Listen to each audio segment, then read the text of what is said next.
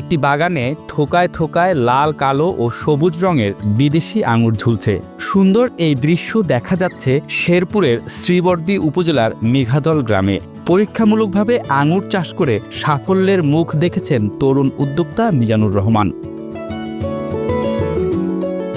শেরপুরের শ্রীবর্দী উপজেলার সীমান্ত ঘেঁষা মেঘাদল গ্রামের বাসিন্দা জালাল মিয়ার ছেলে মিজানুর রহমান।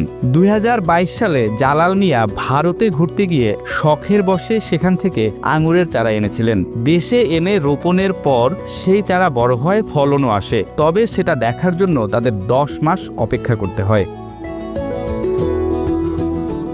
পরে মিজানুর রহমান ইউটিউব দেখে রাশিয়া, চায়না ও ইতালি সহ কয়েকটি দেশের 5টি জাতের 25টি আঙুরের চারা সংগ্রহ করে নিজেদের 20% জমিতে পরীক্ষামূলকভাবে আঙুর চাষ শুরু করেন। আস্তে আস্তে সেগুলো বড় হয় এবং ফলনও আসে।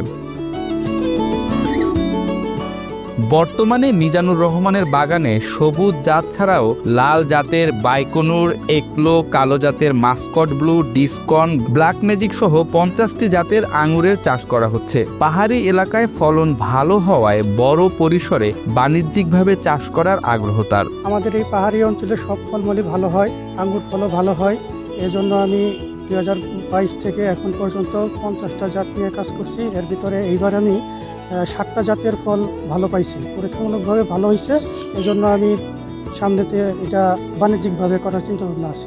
মিজানুর রহমানের আঙুর বাগানে বর্তমানে 150টি গাছের 40টি গাছে ফল হয়েছে। এর মধ্যে 15 থেকে 20টি গাছে 10 থেকে 12 কেজি করে ফল ধরছে। বাকি গাছগুলোর বয়স কম থাকায় 1.5 থেকে 2 কেজি করে ফল এসেছে। মিজানুর রহমানের সফলতা দেখে স্থানীয়দের মাঝেও আঙুর চাষের আগ্রহ জন্মেছে। আঙুর বাগান দেখতে দূর থেকে ছুটে আসছেন অনেকেই। ইনশাল্লাহ আমাদের পাহাড়ের পাদদেশে এই আঙ্গুর ফলন চাষ আসলে খুব লাভজনক হবে ইনশাল্লাহ। আর আমাদের যে ভাতিজা এই উদ্যোগটা নিছে, ইনশাল্লাহ আমরাও চাইবো যে ফলনটা করবো। পাহাড়ে আঙ্গুরের চাষ ভালো হয়।